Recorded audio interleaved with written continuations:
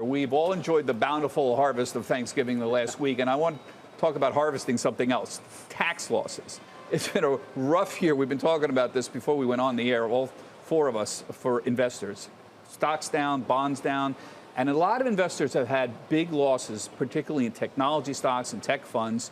Tax loss harvesting allows investors to sell securities at a loss and offset those losses against capital gains taxes on other securities. So, Matt, give us some examples of how this. I had a discussion with you last week. You said you've seen some signs investors are using ETFs for tax loss harvesting. Explain how this might work. Give us an example of. Oh yeah, definitely. So, a couple examples. One is you have a mutual fund.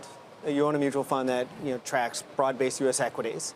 That is obviously down this year. Now, perhaps it's an active manager who's also down relative to the benchmark, so you're sort of down on both ends. That mutual fund might actually be lined up to pay a capital gains dividend because of the losses associated within the overall portfolio. And what you can do is you can, at this point in time, sell that mutual fund and then buy an associated ETF. And therefore, you're able to maintain your market exposure and harvest those losses in some of the areas of the marketplace. Yeah. So I think that's one of the areas that we've seen. And then you can also see it within just ETFs in its own right. So again, selling broad-based equity exposures and then buying back into another ETF that covers a very similar marketplace.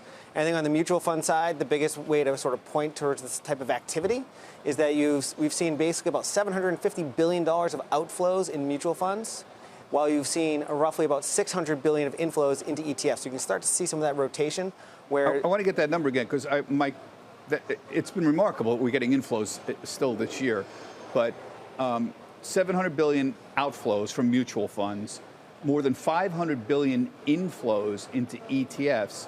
So I guess the question is, where's the money going? Is there any, on the topic here, is any of this money potentially due to tax loss harvesting? Is some of this? Yeah, I mean, I think some of it on the face are from tax loss harvesting. Some of it is just the acceleration of the great migration out of mutual funds and into ETFs from a tax efficiency perspective, but also from a cost efficiency perspective. But I think when we look at it, you see roughly about 60% of all flows into ETFs this year have gone into very low-cost ETFs. And I think that's a very clear sign of some tax loss harvesting motivation. But that's been going on for years. It has. I mean, that's just macro trend in ETFs. It has, but I think you've seen an acceleration of it this year because those low-cost ETFs have taken in more share flows this year than they did in the last 2 years individually. The other big thing is that one of the tactics that we see utilized within clients' portfolios in tax loss harvesting is to just lower your costs. Lower your costs, go into a lower cost exposure, harvest some losses, and maintain that allocation into a market exposure like U.S. equities, like emerging market equities, as we've just all discussed. China's down big. China's a big part of emerging market equities. In emerging market equities, we've seen anecdotally from our clients and what their motivations have been, some big tax loss harvesting trades out of competing emerging market ETFs into some of ours. So, Ben, not only has it been a rotten year for stocks, it's been a rotten year for bonds, too. We've seen outflows in bond mutual funds, and I have $154 billion into fixed income ETFs. I think you gave me this. Yep. $446 billion out of fixed income mutual funds and rising. And here's another example where potentially there's tax loss harvesting. Yeah, fixed income actually is the really big story. And this trend is something that we've seen accelerate.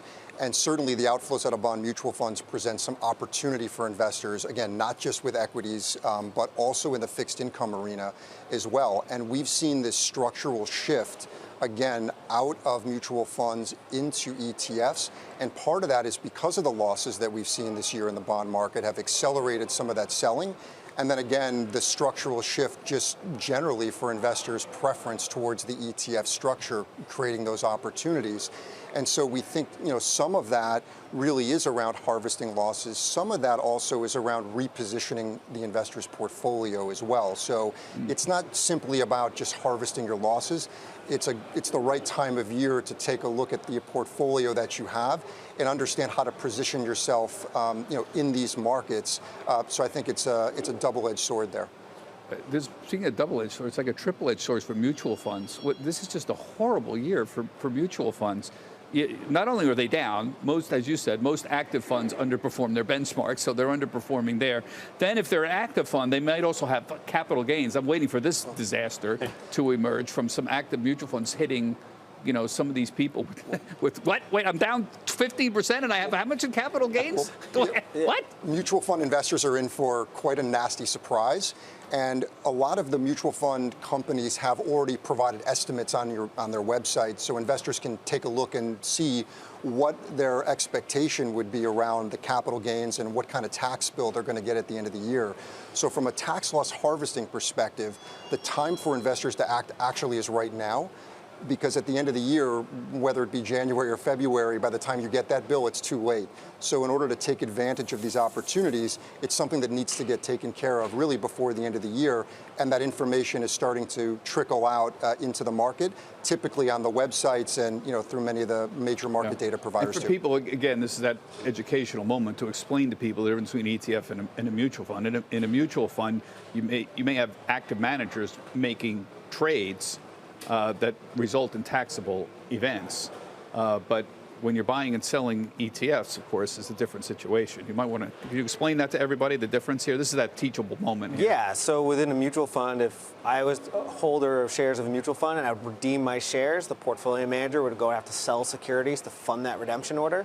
In ETFs, very simply, the creation redemption mechanism takes place in the primary market, and I'm trading my shares in the secondary market. So I'm selling my shares to a market maker, and then they are redeeming those shares from. And that does not create a taxable event. That's not create a taxable event because those transitions are usually done in kind.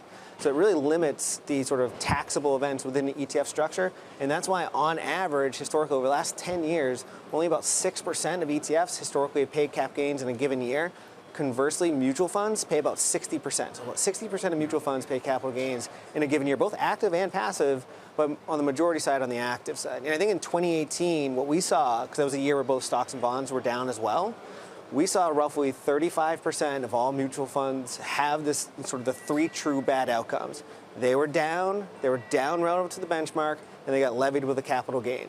And that's a significant amount of assets in the numbers of trillions with a very big capital. Now, by the way, you're talking about redemptions here, but if you have an active fund manager in an ETF wrapper, you can still have situations where they generate capital gains. But they're trading. It's much less. So historically, active ETFs, they roughly, I think, somewhere in the neighborhood of like 10%, it's high single digits, perhaps of percentage of pay capital gains dividends in a year. Because what happens is, not every trade has to go through the primary market. We have some funds in our lineup that have very robust secondary markets where you can trade $200 million worth of shares back and forth and never touch the primary market, where it leads the PM to have to trade securities on buy or sell side. And that speaks to the benefits of ETF from an ETF tax efficiency. You're just buying and selling the ETF, not the underlying, and that's Correct. the key. That's the big deal. deal. We've been a little bit abstruse here, but it's important to explain to everybody exactly how this whole thing happens.